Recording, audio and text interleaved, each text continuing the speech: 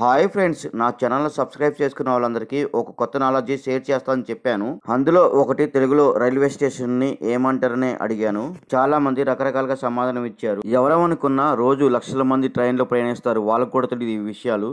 Railway డిపార్ట్మెంట్లో అతి తక్కువ మందికే ఈ విషయం తెలుసు. మన భారతదేశంలో క్షుణ్ణంగా పఠించుకున్న వాళ్ళు, లోతుగా ఆలోచించే వాళ్ళు తక్కువైపోయారు.